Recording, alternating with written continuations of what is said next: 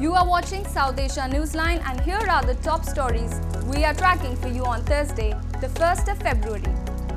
India's Finance Minister unveils budget, promises reforms to drive growth. Costs. Crackdown put a damper on Pakistan's election campaigns. And China defends Xi accepting Taliban officials' diplomatic credentials.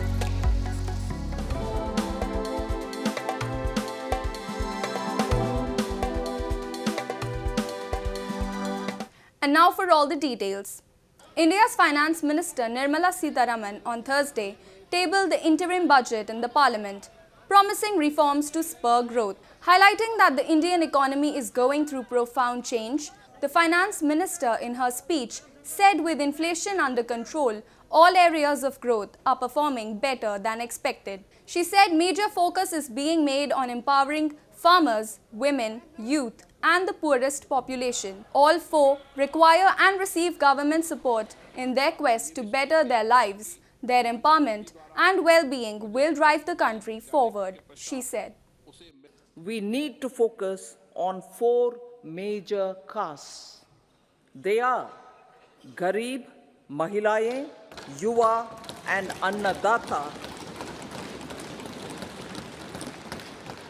Their needs, their aspirations, and their welfare are our highest priority.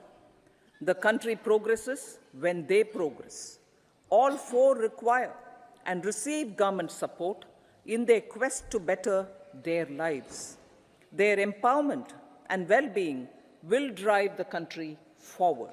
Our vision for Vikasit Bharat is that of prosperous Bharat in harmony with nature, with modern infrastructure, and providing opportunities for all citizens and all regions to reach their potential. The government resisted any large giveaways and said it would reduce its fiscal deficit to 5.1% of GDP in 2024 to 25 from 5.8% this year. The budget also foresees an increase in capital expenditure on long-term projects by 11%, while the government borrows a lower than expected 14.13 trillion Indian rupees from the bond markets to fund its fiscal deficit.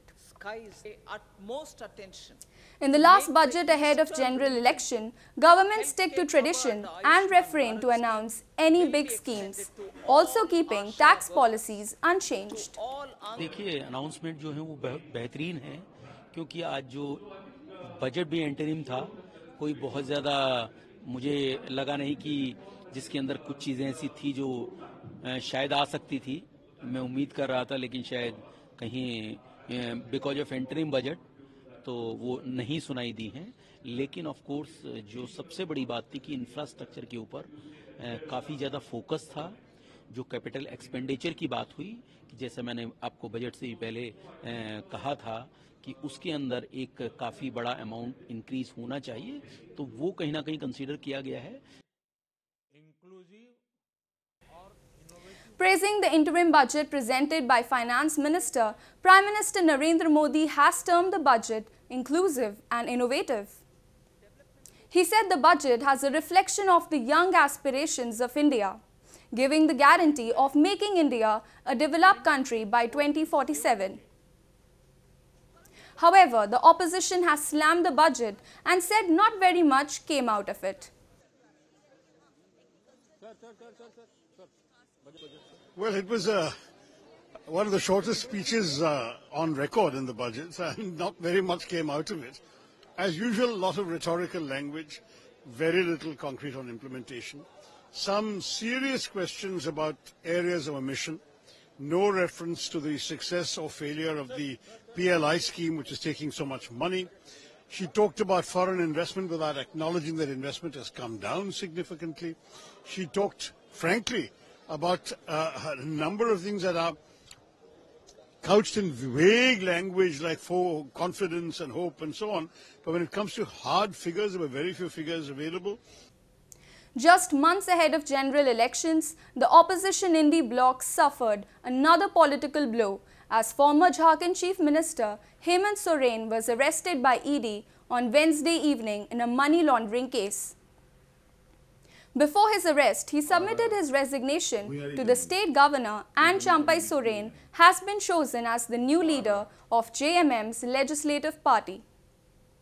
The opposition alliance has termed the arrest as anti-tribal actions and undemocratic practice. Just few days back, Bihar CM walked out of the INDI alliance and returned to the NDA, which also stunned the opposition alliance. Meanwhile, the Supreme Court is expected to hear Soren's plea on Friday, challenging his arrest by the ED over the cases. Soren's arrest and the political turmoil in Jharkhand is a challenge to the INDI alliance, both in terms of larger perception and electoral preparedness in Jharkhand.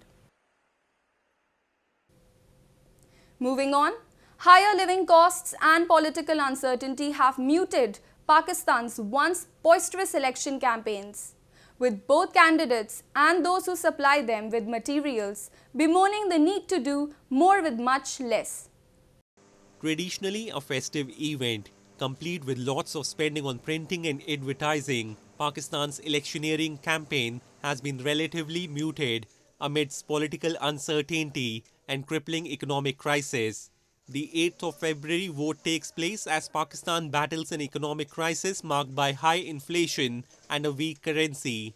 Even if cost did not matter to some parties run by landlords, capital market players and industrialists, the uncertainty about election dates, rumors of delays and fear of the powerful military had pushed candidates to keep a low profile, politicians and analysts say.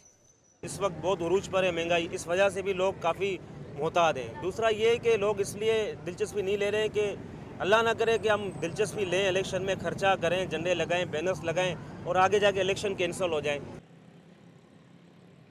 The vote also follows a widespread state-sanctioned crackdown on PTI party of popular former PM Imran Khan, who has been in jail since August over a raft of charges, including corruption. हम लोग चोरी छिपे सब campaign कर रहे हैं, हमें open campaign करने नहीं दे रहे। हम कभी उधर छुप छुप कर कैंपेन कर रहे हैं। जलसा हमने यहाँ घर में रखा, हम लोगों को बताते नहीं हम जलसा यहाँ पे रखा है। हम उनको कहीं बुलाते, कहीं ले कहीं जाते हैं उनको। हम जलसे का किसी मीटिंग का टाइम लोगों को सही जगह बता नहीं सकते। हम उनको बताते किसी जगह पे, बैठाते भी किसी जगह पे जाके। ये इलेक्शन है। In yet another incident of enforced disappearance, a student from Balochistan was detained by Pakistani forces on Wednesday. Following the incident, Baloch students warned if he is not released immediately, they will hold protests across Balochistan. A report. Local media reported the student, identified as Mehboob Baloch, was travelling to his native place in Turbat before he was detained by military officials at the Baloch checkpoint in Gwadar area. Following the incident, Baloch students warned if he is not released immediately, they would expand protests further across Balochistan. Earlier this week, another youth was also allegedly detained in Kharan, while an elderly was forcibly disappeared from Kech district, family members of whom blocked CPEC highway for his safe recovery. Activists have long claimed Baloch people have been targets of so-called military operations to instill fear and exert control over the Baloch people, who have been demanding independence from Pakistan's occupation. China's foreign ministry has defended President Xi Jinping receiving the credentials from Taliban-appointed Afghan envoy this week, saying that it is a normal diplomatic arrangement and urged the international community not to exclude the group, even though it is yet to respond to global concerns. The US and the EU have imposed economic and political sanctions on Taliban leaders and entities, accusing them of grave human rights violations, particularly concerning women's rights to education and work. China's foreign ministry spokesperson Wang Wenbin said Afghanistan should not be excluded from the international community, but the Taliban must also respond to the expectations of the international community. Moving on, Sri Lanka expects to pull in nearly 50% of more tourists this year. Tourism Minister Harin Fernando said on Wednesday, as the tropical island nation, famous for its ancient temples and golden beaches, pins its hope on tourism to emerge from a long financial crisis. Tourist arrivals increased to 1.48 million last year, an increase of 106% from 2022 government data shows. The highest arrivals were from India, Russia and Britain. It is now aiming for 2.2 million tourists this year and $4 billion in tourism revenue. A global campaign to attract tourists will also be launched later this year after a lapse of about 15 years. The minister said, tourism is Sri Lanka's second highest foreign exchange earner after workers' remittances from abroad, making it crucial to its economic recovery. That's all in tonight's edition. We will see you same time tomorrow. Good night.